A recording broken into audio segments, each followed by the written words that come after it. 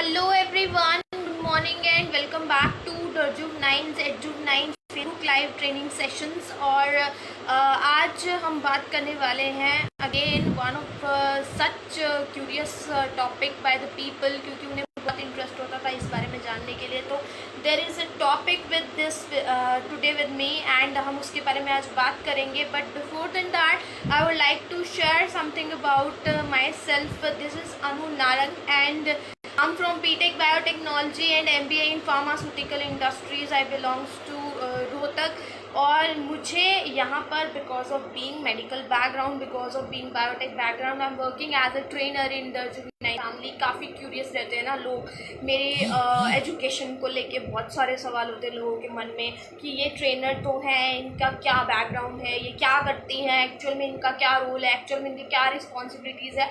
So there is an answer for you guys. I am totally from biological background and that's why I'm able to handle this post as well and I'm doing as a quite product trainer। और मैं एक चीज़ आप लोगों से share कर दूँ कि चीज़ पे क्या, there is a code, some diseases you don't want to get because these are fatal. कुछ बीमारियां आप इसलिए नहीं चाहते हो कि आपके शरीर के अंदर हो क्योंकि वो आपकी जान ले सकती हैं। And some diseases you don't want to get because you feel embarrassed to seek any expert advice और any medical attention towards that problem. That means कि कुछ बीमारियां ऐसी होती हैं जो आपके लिए जानलेवा साबित होती है, इसलिए आप नहीं चाहते हो कि आपको वो बीमारियां हो। बट सम डिजीजेज, सम जो इश्यूज हैं या कुछ बीमारियां ऐसी होती हैं जो आप इसलिए चाहते हो कि आपको ना हो ताकि आपको उसका मेडिकल एडवाइस ना लेना पड़े, किसी से भी कोई मेडिकल अटेंशन आपको उसके लिए ना लेनी पड़े, आप फ्री ऑफ दैट रहे because of feeling embarrassed to that situation. ऐसी एक चीज़, एक ल्यूकोरिया के बारे में मैंने जब किया था सेशन, तो one type of disease is that and other type of disease आज मैं बात करने वाली हूँ which is piles. Again this is some sort of embarrassing situation. ये भी एक तरीके का ना एम्बेरसमेंट टैग लिए हुए है पाइल्स की सिचुएशन जो है अपने साथ में, कि किस तरीके से हम लोग इस चीज़ को डिस्कस करेंगे और किस तरीके से हम लोग बताएंगे कि मेरे को इस तरीके की प्रॉब्लम हो रही है या मेरे एनएस के अंदर में मसा हुआ है या मेरे को ब्लीडिंग हो रही है, या इस तरीके की चीज़ें कैसे हम बताएंगे। मोस्ट ऑफ द केसेस के अंदर जैसे जो स्टैंडिंग पोजिशन प्रोफेशंस होते हैं, जैसे कि पुलिसमैन है या ट्रैफिक पुलिस होती है या टीचर्स होते हैं या कंडक्टर्स होते हैं, they are actually facing this. उन लोगों में तो बहुत ही ज़्यादा ये प्रॉब्लम देखने को मिलती है, बहुत ज़्यादा उन्हें डर लगा रहता है इस प्रॉब्लम को कैसे शेयर किया जाएगा और इस प्रॉब्लम से छुटकारा कैसे मिलेगा। But this problem can be actually fatal, जानलेवा भी हो जाती है अगर आप उसको सही तरीके से शेयर करके उस चीज़ को समझ करके क्योर करने की कोशिश ना करें। ऑलमोस्ट 10 मिलियन लोग इंडिया के अंदर इसी सिचुएशन से ग्रस्त हैं। एक ऐसी एम्बैरसमेंट का शिकार मानते हैं वो खुद को, जिस एम्बैरसमेंट से वो बाहर नहीं निकलना चाहते या वो निकल नहीं पाते या फिर उन्हें इस चीज़ की नॉलेज नहीं है कि इस चीज़ से कैसे बाहर निकला जाए। I don't know. 10 मिलियन में से वन थर्ड या एक तिहाई लोग ऐसे लोग हैं जिनको बहुत एम्बैरेसिंग लगती है ये सिचुएशन। उन्हें ऐसा लगता है कि हमें नहीं जाना डॉक्टर के पास, we won't share anything about this. हम क्यों बताएं ये चीज़ के लिए, ऐसा क्यों होता है, उसके लिए भी हम कहीं ना कहीं हम लोग जिम्मेदार हैं। ये कैसे हम जिम्मेदार हैं ये भी चीज़ मैं आप लोगों से शेयर करूंगी। तो ये एक एक्सपीरियंस के थ्रू आप लोगों से शेयर होगा। बट बिफोर देन दैट एक बात बता दूं आपको, मोस्ट ऑफ द केस में ये सोचते थे पहले कि 35 के ऊपर age group, generally 45 to 55 most of the case में पाइल्स उनको होता है, सिर्फ बवासीर सिर्फ उनको होती है जिनका 40 से 45 साल की एज है, और बवासीर गिने चुने लोगों को होती है। एक चीज़ आप लोगों को बता दूं कि जो हेमरॉइड्स होते हैं या भगंदर जिसको आप कहते हो या fistula, number of terms use होते हैं इसके लिए। ये एक्चुअल में ना हेमरॉइड्स हर किसी के अंदर होते हैं, लेकिन ये जब फूल जाते हैं, जब इनमें स्वेलिंग बहुत ज़्यादा हो जाती है, तब वो अनवियरेबल सिचुएशन में आ जाते हैं और तब उस प्रॉब्लम को आप बवासीर का नाम दे देते हो, जिससे कि खून आ रहा है, मसा है, आपको इस चीज़ का दुख है कि मेरे को इस तरीके की सिचुएशन का सामना करना पड़े। नंबर ऑफ मैं कोड्स इस चीज़ के लिए देखते हो, एक टीके में जड़ से ख़त्म, एक दिस में दिस जड़ से ख़त्म, ये सारे के सारे कोड मैं इनफैक्ट रेलवे में ट्रैवल करने ना सबसे ज़्यादा इंटरेस्टिंग चीज़ ही मेरे को यही लगती है कि जब भी जाओ ना रेलवे में ट्रैवल कर रहे हो तो खेतों की दीवारों पे, घरों के बाहर किसी तरीके से हर जगह पे, और स्पेसिफिकली एरियाज के अंदर जब रेलवे स्टेशन में आप एंटर करने वाले हो तो ना उनकी दीवारों को तो इसी चीज की एडवर्टीजमेंट बना दिया जाता है कि वहां पे यही लिखा होगा, बवासीर एक टीके में जड़ से खत्म, बवासीर एक टीके में जड़ से खत्म, बवासीर की सर्जरी ये, बवासीर के लिए ये व्यक्ति, आप इससे संपर्क करें। पूरा का पूरा रेलवे ट्रैवल जो मेरा जाता है मैं यही चीज़ें ऑब्जर्व करती रहती हूँ। कोई भी स्टेट और कोई भी शहर, कोई भी मुझे प्लेटफॉर्म ऐसा मिला ही नहीं कभी जिसकी दीवारों पर एंट्री करने से पहले या बाहर निकलने से पहले मुझे ये चीज़ देखने को ना मिले। So this is quite interesting. जबकि लोग प्रमोट कर रहे हैं सही तरीके से, दीवारों के माध्यम से लोगों को बताया जा रहा है कि एक टीके में जड़ से खत्म, मतलब that means that make some senses कि बवासीर इज ट्रीटेबल, क्योरेबल, इजीली इसको ट्रीट कर सकते हैं, इजीली उसको क्योर कर सकते हैं। But the major situation is ठीक यहाँ पे जब टीनेजर्स की जब बात आती है ना, तो टीनेजर्स क्वाइट ईगोइस्ट होते हैं ऐसे मामलों के अंदर शेयर करने के लिए चीज़ें। फॉर एग्जाम्पल अब मान लीजिए और इस प्रॉब्लम का शिकार ना ऐसे भी बच्चे होते हैं जो मतलब 17 एज ग्रुप, 20 एज ग्रुप, और नंबर ऑफ रीजंस होते हैं इसके। और शहरों में मैक्सिमम टाइम, शहरों में आपको ज़्यादातर ये बात सुनने को मिलती है कि शहरों में ये समस्या आपको ज़्यादा देखने मिलेगी। Reason behind this is bad lifestyle, और कुछ नहीं, bad lifestyle is the actual reason behind this. जहाँ पे आप ये सोचते हो कि मेरे पास में फास्ट फूड का, अब ये बैड लाइफस्टाइल भी कैसे, कुछ बैड लाइफस्टाइल तो इंटेंशनली है, कुछ बैड लाइफस्टाइल ना लक ने हमें दिया हुआ होता है। कैसे, अब एक एज ग्रुप मान लीजिए कोई कॉलेज गोइंग ग्रुप है और वो पीजीज में रहते हैं, तो ऑब्वियसली पीजी में उनको जो खाना मिला उन्हें बर्दाश्त करना पड़ेगा, उन्हें वो खाना पड़ेगा, उन्हें बनाना आता होगा, दैट इज सुपर। अगर उनके पीजी में अलाउड नहीं है तब वो क्या करें, उस सिचुएशन में वो क्या कर सकते हैं? तो उस सिचुएशन में उनके पास में इस चीज़ को अंदर ले जाने के अलावा there is no such option. या तो वो बाहर का खा ले जहाँ पे बहुत फास्ट फूड है और जहाँ पे हाईली प्रोसेस्ड ऑयल है, या फिर वो पीजी वाला खा ले जिसमें इतने मसाले और इतना सब कुछ है। और फिर बात आ जाती है उस प्रॉब्लम की, जिस प्रॉब्लम को वो शेयर करना पसंद नहीं करते। और शेयर ना पसंद करने का रीज़न कई सारे हैं। जैसे मुझे याद है जब हम कॉलेज में होते थे तो कॉलेज में ना ऐसे एक्सपीरियंस बड़े ज़्यादा देखने को मिलते हैं, और जब हम उस सिचुएशन को देख चुके होते हैं, जब हमारे पास ऐसा पॉइंट आता है टू टॉक अबाउट दैट ना, तब सारे इंसिडेंट्स जुड़ कर आ जाते हैं कि वहाँ पे ऐसा देखा था, शायद ये हुआ होगा, वहाँ पे ये चीज़ देखी थी, क्या पता उस व्यक्ति को ऐसी समस्या हो इसीलिए उसके साथ ऐसा सिचुएशन था। एग्जाम्पल के तौर पर अब आपको बताती हूँ, मान लीजिए एक लेक्चर चल रहा है, एक क्लास चल रही है, एक ऐसा मान लीजिए हम लोगों के टाइम पे, मेरे को जैसा याद आता है, biochemistry was boring subject, biochemistry बहुत बोरिंग लगता था मेरे को। ये जो बायोकेमिस्ट्री का लेक्चर जब हुआ करता था ना, हम लोग सो रहे होते थे, सब सो जाते थे। I am was also that type of student, मैं भी थी ऐसी सी स्टूडेंट जो कुछ सब्जेक्ट्स के टाइम पे सो जाते थे, और मैं बायोकेमिस्ट्री के टाइम पे हर बार सो जाती थी। तो ये किसी और के साथ भी हो सकता है। एक सोने का रीज़न तो ऑब्वियसली ये हो सकता है कि आपको इंटरेस्ट नहीं है उस टॉपिक के अंदर, या आपको एकदम डिजास्टर लगता है वो सब्जेक्ट कि मेरे से नहीं होगा, तो इंटरेस्ट ही नहीं है तो सो जाना। अब कुछ केसेस ऐसे भी होते थे जहाँ पे ना अनईजी तरीके से स्टूडेंट्स बैठे होते थे, पीछे वाले जो बैक बेंचर्स हैं स्पेसिफिकली, उनके ऊपर भी मेरा ध्यान जाता है इस बात को लेके कि अनईजी तरीके से वो बैठे होते थे। टांगे उनकी सही जगह से बैठने में प्रॉब्लम हो रही है, उनको टांगे एक जगह पे नहीं रखनी, उन्होंने हिलते रहना, सॉर्ट ऑफ दैट केस की मैं बात कर रही हूँ, जो हिलते रहेंगे, एक जगह पे टिक के नहीं बैठना। अब वो कैसे एक जगह टिक के बैठे ना, आज समझ में आता है कि वो कैसे एक जगह पे टिक के नहीं बैठते होते थे। आपकी जो पाइल्स की प्रॉब्लम है वो आपके रेक्टम में होती है, और rectum is the lowest body part of your body. और जहाँ पे आप बैठोगे तो 110% डैम श्योर प्रेशर पड़ेगा ही पड़ेगा। और जिस व्यक्ति को बवासीर और जिस व्यक्ति को मस्सा या जिस व्यक्ति को ब्लडी पाइल्स है ना, उस व्यक्ति के लिए ना कांटों जैसी सिचुएशन लगती है वहाँ पे बैठना, कि मैं कैसे बैठूँ, मेरे को कांटे चुभ रहे हैं। But the thing is he और she can not share at the moment. अब प्रोफेसर आके पूछ ले कि भाई तेरे को क्यों अनईजी लग रहा है, तू क्यों नहीं बैठ पा रहा सही तरीके से, क्या हो गया तेरे साथ, ही और शी वोंट टेल एनीथिंग। वो नहीं बता पाएगा कुछ भी, ना वो बता पाएगी कुछ भी। दोनों में से कोई, या लड़का और लड़की हो, कोई भी हो, दोनों में से कोई इस चीज़ को शेयर नहीं कर पाता कि मेरे साथ समस्या ये हो रही है, अनईजी हूँ मैं, इस रीज़न की वजह से अनईजी हूँ मैं बैठने के लिए। और अब अब समझ में आता है, जब उस चीज़ के बारे में एनालाइज करने में बैठती हूँ ना, जब मुझे ये समझ में आता है कि मेरे को किस तरीके से आप लोगों को चीज़ें शेयर करनी है, तो आई रिमेंबर दोज इंसिडेंसेस। मेरे को वो इंसिडेंसेस याद आते हैं, तब मेरे को लगता है कि हाँ शायद ये रीज़न होता होगा। उस पर्टिकुलर एक स्टूडेंट हुआ करता था उस टाइम पे, मैं नाम नहीं लूँगी, एक फ्रेंड आज भी he is in close touch, तो मैं नाम नहीं लूँगी, अगर उसने फेसबुक लाइव देख लिया तो पकड़ के मारने आ जाएगा वो।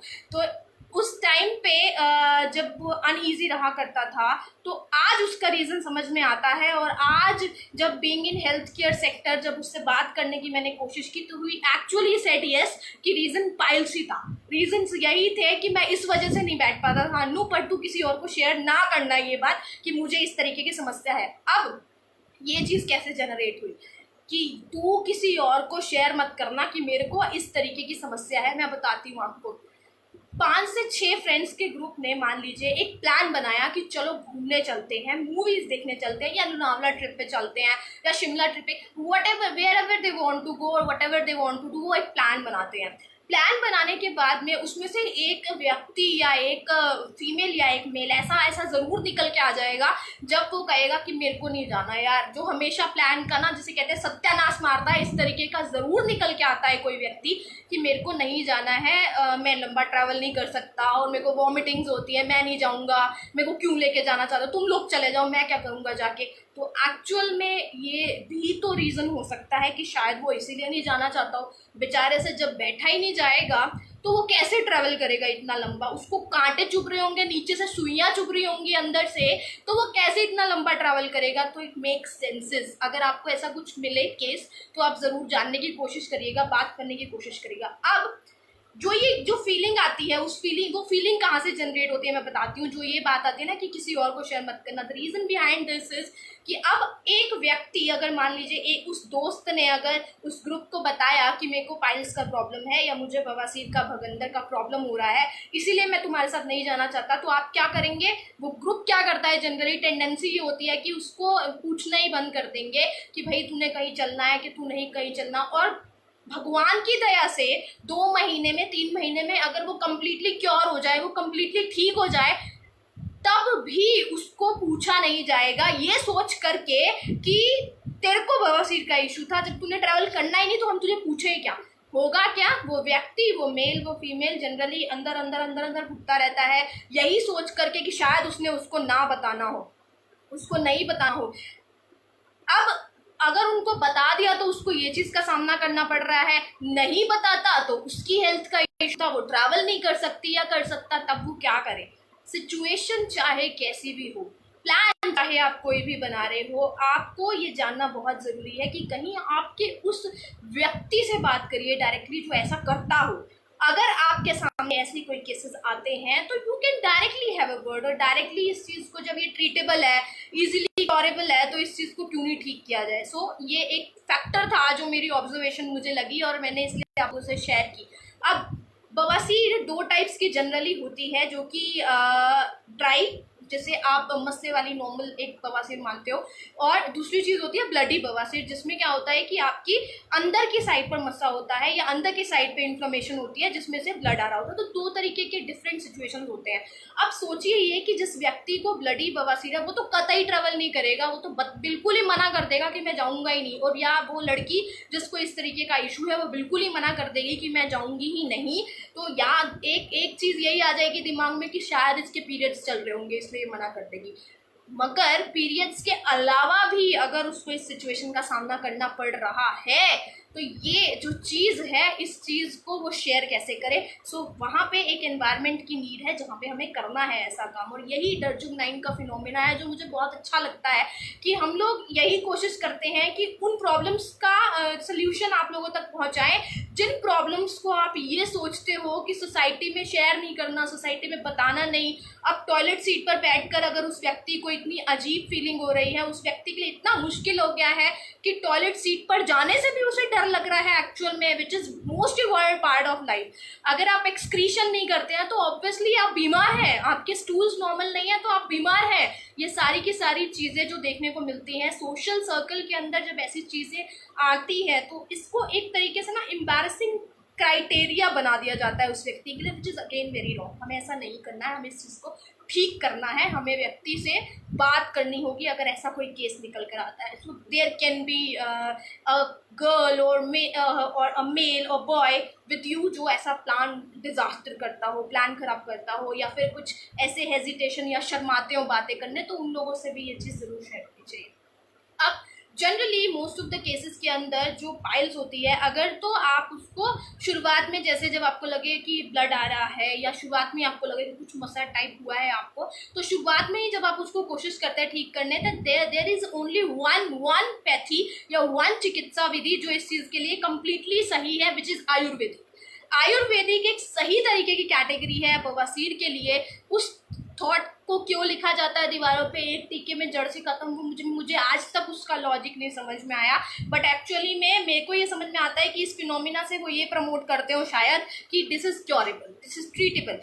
कोई और चिकित्सा विधि इस कंडीशन के लिए कभी भी ये क्लेम नहीं करती कि इसका कोई साइड इफेक्ट नहीं होगा।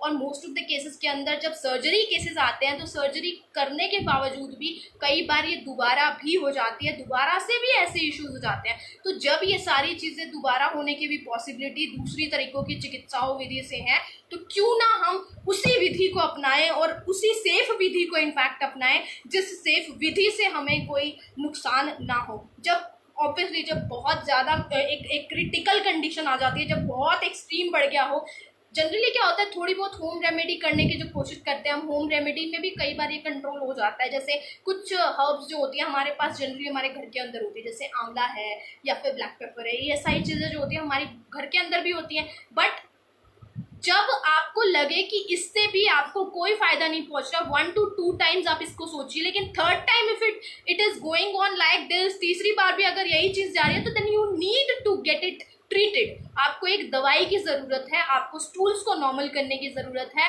आपको आपके लाइफस्टाइल को चेंज करने की ज़रूरत है, तब जाकर के आप बवासीर जैसी चीज़ों से छुटकारा पाने में 110% कामयाब है। मैं नहीं कह रही, एवरी डॉक्टर इज सेइंग कि बवासीर is treatable, it is curable, but depends on कि आप उसको किस तरीके से कोशिश करते हो अपने शरीर से निकालने की।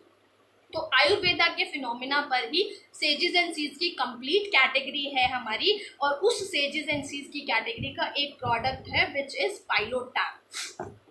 पाइलोटैब वैसे तो सिंप्लीफाइड नेम है, तो नाम से ही पता चल जाता है कि पाइलोटैब है, तो डायरेक्टली तो पाइल्स होगा। बट क्वेश्चंस यहाँ पे ये आते हैं कि पाइलोटैब अगर है तो कौन कौन सी पाइल्स के लिए this is supportive, for every pile, या फिर सिर्फ ब्लडी पाइल्स के लिए है, या फिर सिर्फ ड्राई पाइल्स के लिए। तो ऐसे तरीके के क्वेश्चंस आप लोगों को माइंड में रेज होते होंगे कि कैसे इसका करा जाएगा सोल्यूशन। तो let me tell you one thing which is very informative, और बहुत अच्छी न्यूज़ है ये कि पाइल्स की जो पाइलोटैब है this is good for every case, यानी ड्राई केस हो, ड्राई पाइल्स मस्से वाली नॉर्मली सिर्फ वही केस हो उसके लिए भी, एंड सेकेंडली जो ब्लडी पाइल्स होते हैं यानी कि खूनी बवासीर या बादी बवासीर, एक खूनी बवासीर, दो तरीके के टर्म्स आयुर्वेदा में यूज़ करते हैं इसके लिए। दोनों ही कंडीशंस के लिए this is super, this is actually super. 90% cases में you will get the absolute results, accurate results, and you will feel good within 4 to 5 days। 4 to 5 days में ही आपको ये चीज़ का, अगर ब्लडी पाइल्स है तो उसमें आपको रिलीफ दिखने लग जाएगा अपने आप में। But if the cases are too much serious, तो सर्जरी ही एकमात्र ऑप्शन है। जो 10% बचे हुए केस हैं जिनका बहुत ज़्यादा बढ़ चुका है, जिन्होंने कभी पहले डिस्कस नहीं किया, जिन्होंने कभी पहले इस चीज़ को ध्यान नहीं दिया और सिर्फ यही कोशिश की कि जनरली यही बात सुनने को मिलती है ना बवासीर के केस में कि गर्म चीज़ें खाने से होती है, ठंडी खाते रहोगे तो ठीक हो जाओगे। ऐसा नहीं होता है। लाइफस्टाइल में there must be a balance, एक बैलेंस होना चाहिए। ना तो आप बहुत गर्म खा सकते हो, ना बहुत ठंडा खा सकते हो, ना बहुत खट्टा, ना बहुत कड़वा, बिकॉज अति हर चीज़ की खतरनाक होती है। आप कोई भी चीज़ की अति करोगे तो खतरनाक है। अब ज़्यादा, फॉर एग्जाम्पल बहुत वेट लिफ्टिंग जब करते हैं वहाँ पे भी आपकी बॉडी को स्ट्रेचिंग का खतरा होता है, आपकी बॉडी में पेन का खतरा होता है, तो उस टाइम पे आपको अपनी बॉडी के लिए अलग अलग तरीके के प्रोटीन्स लेने पड़ते हैं, गेनर्स लेने पड़ते हैं, या फिर आपको जहाँ पे आपको सही वाइटामिन्स का रेशो मिले ऐसे प्रोडक्ट्स यूज़ करने पड़ते हैं ताकि आपकी बॉडी में ऐसा स्ट्रेन जनरेट ना हो, बॉडी में ऐसे इश्यूज जनरेट ना हो। इस तरीके की चीज़ें हम करते हैं। तो अगर आप ऐसे केसेस के अंदर भी ये चीज़ करते हैं तो obviously piles is like a disease जो लाइफस्टाइल की वजह से, बैड लाइफस्टाइल बेसिकली, करता है पाइलोटैब इसका सोल्यूशन। पाइलोटैब जब आप लेते हो तो पाइलोटैब लेने से you will get the results, और 2-3 डेज, एक्चुअली में 2-3 डेज इज़ फार इनफ आपको एक फील गुड फैक्टर देने के लिए। अब इसकी डोज आप लोगों से शेयर कर देती हूँ। मैं जनरली डोजेस ना लिख लेती हूँ ताकि मैं किसी भी तरीके से भूलूँ नहीं आप लोगों से डोजेस शेयर करना। अच्छा, एक चीज़ एक बहुत मेरे को बड़ी अच्छी चीज़ लगी, ये पता नहीं क्यों, बट हाँ शायद इसलिए कि मुझे लस्सी बहुत पसंद है। पाइलोटैब की 2-2 टैबलेट्स तो आपको ना लस्सी या छाछ के साथ दिन में 3 बार लेना होता है। अब मेरे को तो लस्सी बहुत पसंद है, फॉर गॉड्स ग्रेस अभी तक तो ऐसा इशू नहीं फेस करना पड़ा, but in future if I will be having any sort of this issue तो definitely I would like to switch for Ayurveda. और मेरी फैमिली में भी किसी को इफ इट अकर्स तो I would definitely suggest this. अब ये वाली जो चीज़ें हैं, जिस 2-2 टैबलेट आपको दिन में 3 बार कंज्यूम करनी है, एंड विद दही एंड लस्सी, आप जिसे छाछ कहते हो, बटर मिल्क, मट्ठा कहते हैं जिसे, और पता नहीं एन नंबर ऑफ टर्म्स इसके यूज़ करते हैं, तो उसके लिए आपको यूज़ करना है। अब एक चीज़ ये ध्यान रखनी है, जिनको भी ड्राई पाइल्स है यानी ब्लड नहीं आता, जिनके से मस्से वाला जो प्रॉब्लम है, उनको ना ऑइंटमेंट भी ज़रूर साथ में यूज़ करना पड़ेगा। So piles ointment is on the way, जल्दी आप लोगों तक पाइल्स ऑइंटमेंट भी पहुंचने लग जाएगा। I will start working on it, तो आप लोगों को जल्दी मिल जाएगा वो भी। तो ड्राई पाइल्स का जो केस आए, अब ऑइंटमेंट भी आप उसके साथ में ले लीजिएगा, और ऑइंटमेंट्स को भी ज़रूर आप साथ में यूज़ करिएगा ताकि आपको दोनों ही चीज़ों से रिलीफ मिले। इन्फ्लामेशन जो अंदर से हो रखी है, जो रीजन्स टॉक्सिन्स जो इकट्ठे होकर के आपके लिए स्टूल्स का इशू क्रिएट कर रहे हैं, उसको भी नॉर्मलाइज करे पाइलोटैब। एंड बाहर जो मस्सा आपको हो रखा है, जो जलन कॉज करता है, बैठने में इतना प्रॉब्लम कॉज करता है, यानी कि मतलब एक नफरत हो जाती है पाइल्स वाले व्यक्ति को ना बैठने से सीरियसली, और उन जगहों से जहाँ पे उसे ना टांगों को बिल्कुल जोड़ के खड़ा रहना पड़े। दिस इज एक्चुअली वेरी बहुत ज़्यादा पेनफुल चीज़ लगती है ये जो चीज़ें हैं। और लाइफ में एक बार ना हर किसी को इस चीज़ का फेस करना ही पड़ेगा, या फिर आप कह लीजिए कि कई बार क्या होता है कि जब हार्मोनल इम्बैलेंस क्रिएट होता है फीमेल्स के अंदर, तब भी कई बार ये इशू फेस करने को मिल जाता है कि खून रिश्ता रहता है, यूरिन जाते हैं वो तब भी रिश्ता रहता है, स्टूल्स होते हैं तब भी रिश्ता रहता है। तो इस तरीके के इशूज़ से आप लोग बच के रहिए, और पाइलोटैब आपको इस चीज़ के लिए बहुत अच्छा सोल्यूशन देगा। And minimum duration to use Pilotab is 1 month. 1 month आपको ज़रूर यूज़ करना है। You will get to know कि आपको किस तरीके का रिलीफ मिल रहा है, and actually it is very relief. Let me tell you, Ayurvedic medicine है तो आयुर्वेद तो वैसे ही बहुत ज़्यादा ही अच्छे रिजल्ट्स देता है, और साइड इफ़ेक्ट्स नहीं कॉज करता, सबसे ज़्यादा बेनिफिट उसका वो होता है। अब इसमें कौन कौन से इंग्रेडिएंट्स हैं, पहले उसके बारे में बात कर लेती हूँ। सो इंग्रेडिएंट्स जो पाइलोटैब के हैं, चित्रक नाम का जो इंग्रेडिएंट है, एक ये नीम नाम का इंग्रेडिएंट है, कुकुंदर या मेजुआ फ्रेया जिसे कहते हैं वो है, और धमासा, दारू हरिद्रा, इस तरीके के जो नाम है, ये सारी की सारी हर्ब्स पाई जाएंगी पाइलोटैब के अंदर। जब भी आपको रिसीव होगा या परचेज करते हैं तो आपको मिल जाएंगी ये सारी देखने को, ये डिफरेंट तरीके के इंग्रेडिएंट्स आपको मिलेंगे। अब आ जाते हैं क्या खाना और क्या ना खाना इज इम्पॉर्टेंट। देखिए, जब भी आयुर्वेदा में हम किसी चीज़ को लेकर आते हैं, आयुर्वेदा में हम लोग जनरली सोल्यूशन ओरिएंटेशन तो ऑब्वियसली चाहते हैं, क्योंकि हर एक व्यक्ति का ये कंसर्न है कि अगर वो कोई चीज़ ले रहा है तो उसका बेनिफिट उसे ज़रूर मिले, उसका फ़ायदा उसे ज़रूर मिले, और मेडिसिन यूज़ कर रहा है तो एक्चुअली उसकी प्रॉब्लम ट्रीट ज़रूर होनी चाहिए, एक्चुअली उसकी प्रॉब्लम से उसे रिलीफ ज़रूर मिलना चाहिए। तो इस चीज़ के लिए पाइलोटैब इज़ मोर देन इनफ। पाइलोटैब एक पाइल्स इशू के लिए बहुत अच्छा मैं बोलूँगी कि सोल्यूशन है, बहुत अच्छी मेडिसिन है जो आपको बहुत सपोर्ट करेगी, बहुत अच्छे तरीके से ट्रीट करने में हेल्प करेगी आपके इशूज़ को। इसके अलावा मैं आपको रिकमेंड करूंगी कि अगर आप कर पाए तो it will be very beneficial, आपको और अल्टीमेट रिजल्ट्स मिलते हैं जब आप इन पॉइंट्स को फोकस करते हैं। तो जैसे कि आप क्या खाते हैं और क्या नहीं खाते, ये वाली चीज़ बहुत ज़रूरी है आपको समझने। तो क्या खाएं, खाने के मामले में सबसे ज़्यादा फोकस इसमें आप उन चीज़ों पर करिएगा जिससे आपको कब्ज ना हो, कॉन्स्टिपेशन ना हो। जैसे पपीता होता है, ग्रीन लीफी वेजिटेबल, साग, पालक साग, ऑल दो आई हेट साग, मुझे बिल्कुल पसंद नहीं है, बट स्टिल पाइल्स का इशू अगर होता है तो definitely you have to eat this. साग, पालक जैसी चीज़ें, green leafy vegetable, fibrous fruits जैसी चीज़ें, जैसे संतरा होता है, मौसमी होती है, बहुत अच्छे होते हैं ये आपकी हेल्थ के लिए इस इशू के अंदर में। और छाछ, लस्सी, दही, ये सब चीज़ों का बहुत अच्छे से प्रयोग करिए और अपनी बॉडी को जितना ज़्यादा हो सके कॉन्स्टिपेशन फ्री रखिए। Again I am telling, constipation free रखेंगे तो आपको हाफ रिलीफ मिल जाता है उसी प्रॉब्लम से, क्योंकि मेजर कंसर्न पाइलोट आपका भी यही होगा कि आपके पहले स्टूल्स को नॉर्मल किया जाए, फिर आपकी इन्फ्लेमेशन, सूजन, ब्लड, इन सभी चीज़ों पर कंट्रोल किया जाए। अब क्या आपको नहीं खाना, जो आपको नहीं खाना है, नहीं खाने में आती है पूड़ी पराठा, बिल्कुल नहीं खाना। पूड़ी को बिल्कुल दूर से हाथ जोड़ दीजिए, पराठा बिल्कुल नहीं खाना है, लाल मिर्ची भूल के भी नहीं खानी है, लाल मिर्ची नहीं खानी चाहिए आपको जब भी आपको इस तरीके का इशू होता है तो।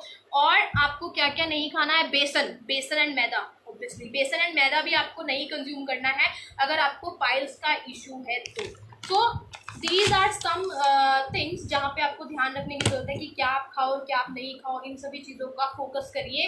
And piles is like a problem जिसको आप इजीली क्योर कर सकते हो, I am telling you again. But embarrassing factor को थोड़ा सा दूर रखिए और जहाँ पे आपको मेडिकल एडवाइस की ज़रूरत होती है उस टाइम पे please seek for the expert guidance, आप ज़रूर शेयर करिए। So thank you so much everybody, I hope आप लोगों को सेशन अच्छा लगा हो। वैसे तो मैंने ऐसा कुछ क्वेश्चन आई डोंट थिंक कि छोड़ा होगा, बट स्टिल मैं देख लेती हूँ, अगर किसी का ऐसा कोई सवाल है तो उसका आंसर कर देते हैं।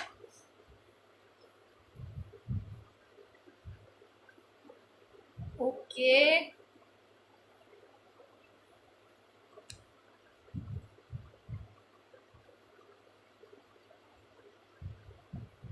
ओके सो ऐसा कुछ भी मेरे को क्वेश्चन नहीं है। इनफैक्ट आज मेरे पास फीडबैक बहुत आई है, बहुत अच्छे। आप अपनी अपलाइन से दर्जू 9 ट्रेनिंग पेज अप्रूव्ड करवा लीजिए। मैं ये समझ नहीं पाई, शायद ये किसी और को रिस्पॉन्स कर रहे हैं, मुझे नहीं कह रहे हैं। ओके तो ऐसा कुछ नहीं है, ऐसा कुछ भी नहीं है। और फीडबैक्स यहाँ पे बहुत सारे लोगों ने दिए हैं मुझे, थैंक यू सो मच। कोशिश करिए नॉनवेज जैसी चीज़ों को आप ना खाएं जब तक आपको ये सारी चीज़ों, ये सारी समस्याओं का सामना करना पड़ रहा है। तो लाइट फूड होना चाहिए किसी पाइल्स के अंदर। पाइल्स में जितना लाइट फूड होता है उतनी इजीली वो कंज्यूम हो जाता है, और जितनी इजीली कंज्यूम हो जाएगा उतनी जल्दी आप लोग रिलीफ हो जाते हैं इस तरीके के। मिनिमम वन मंथ आपको ज़रूर लेना है, उसके बाद देखा जाएगा कि आपको रिलीफ किस तरीके का है, तब आपको डोसेस के बारे में गाइडेंस दिए जाएंगे।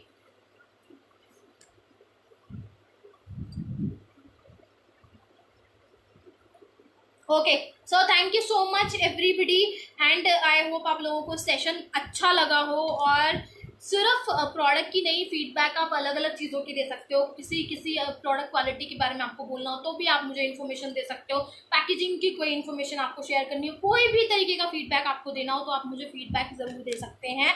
आई would love to hear your feedback. चलिए thank you, I will see you within next training session tomorrow. Zoom meeting पर हम लोग फिर मुलाकात करेंगे नेक्स्ट ट्रेनिंग सेशन के साथ में। तब तक stay safe and try to eliminate this embarrassment factor from your end and from your group side as well. Take care and stay safe.